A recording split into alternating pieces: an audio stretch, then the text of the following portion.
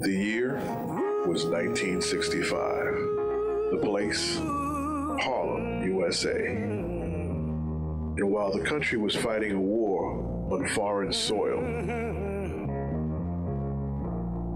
there was an escalating war taking place right here at home. And so, it was on the eve of February 21st, 1965, that once again, Black history would be altered. But this would be the last time that the prolific Minister Malcolm X would stand before his people alive. Assalamu alaikum. Get your hand out of my pocket! Get your hand out of my pocket, nigga! Get your hand out of my pocket! Brother, please hold. Calm down, please, brother.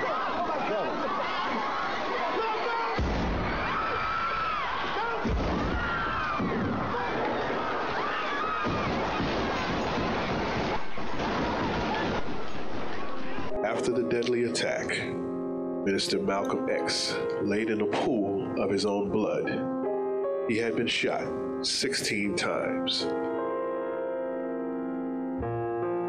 He was taken across the street to Columbia Presbyterian Hospital, where he was pronounced dead on arrival. Police reports state that there were 3 suspects in the assassination of Malcolm X. The first 2 were immediately arrested. Some days later, a 3rd suspect was arrested, Thomas 15X Johnson.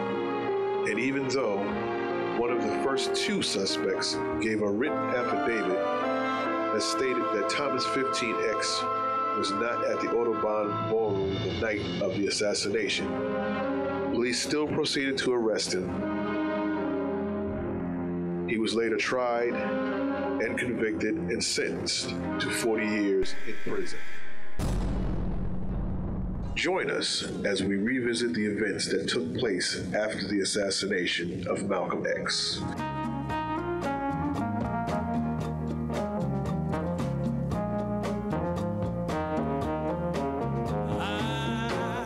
Well, I think the main goal is to be exonerated.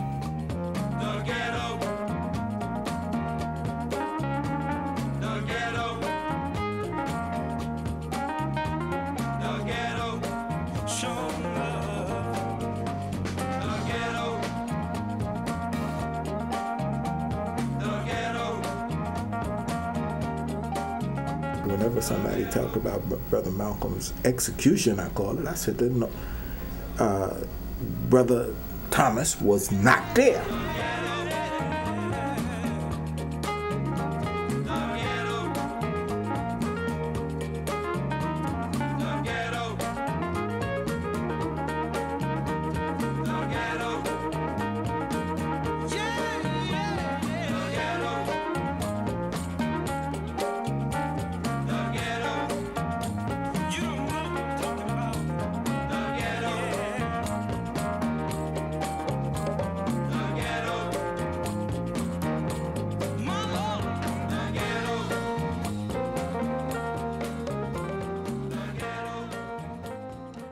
I think about this every day. I say, well, why did I do 22 years and I had nothing to do? I wasn't present at the Audubon Ballroom. I had nothing to do with the orchestrating of this particular assassination.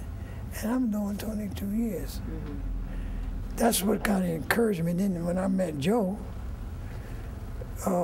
he said, man, you're a historic figure. You got your story, man. It's history. We could rewrite history because look at all the books that was published with you in there, with dialogue, like if you was the actual guy.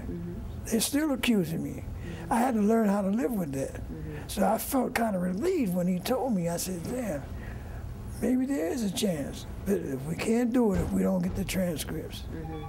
If we can get the transcripts, with his encouragement, I think we can shake some trees.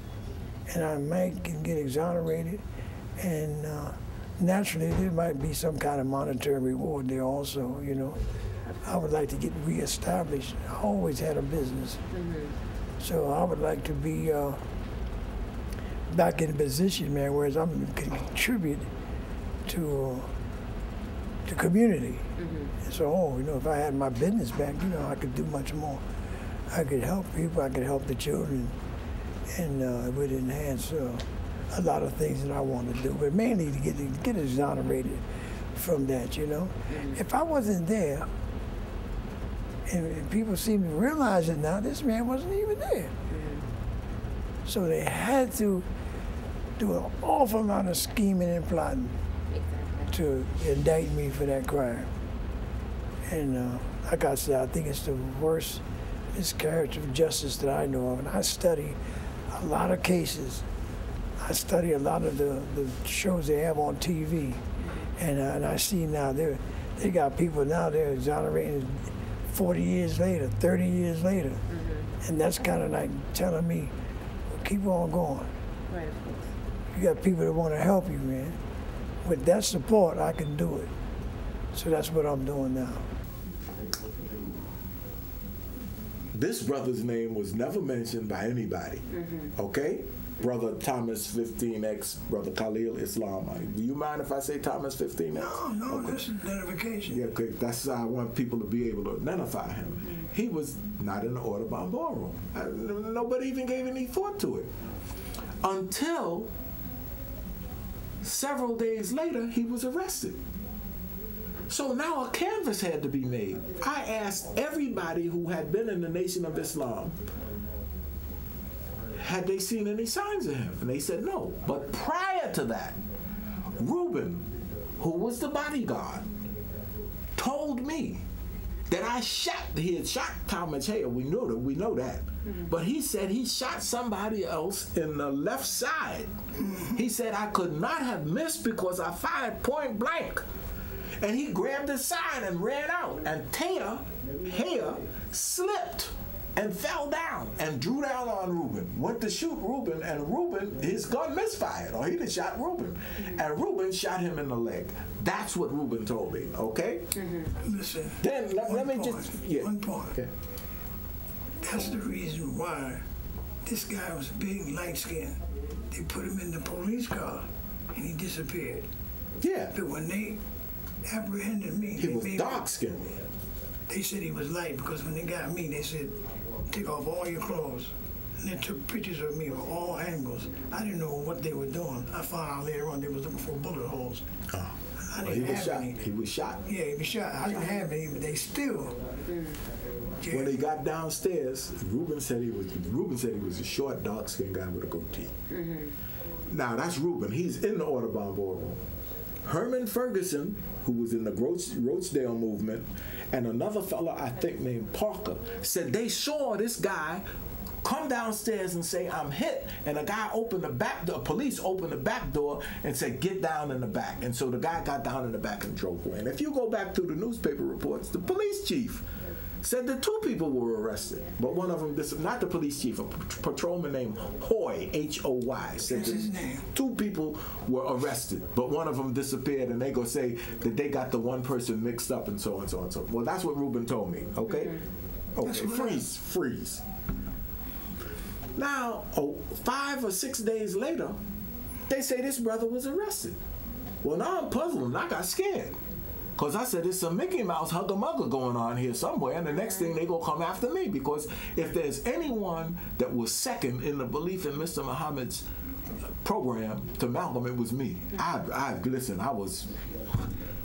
So I said, man, this is some strange stuff going on here. So I went around, I asked everybody, I said, did any of y'all see Thomas? No. Did you see Thomas? No. You have to understand, this was a mixed audience. By mixed, meaning some people were in there from the OAAU, and the OAAU sponsored this, the Muslim Mosque didn't. So most of the people in the OAAU wouldn't know Thomas if he put a cockroach on a piece of lemon meringue pie. They don't know him. But everybody that was in Mosque number 7, Ivory, Lukman, Sydney, Robert, the man on front roster and pros, Robert 35, ex-Smith, knew him. What about Kenyatta? Kenyatta knew him.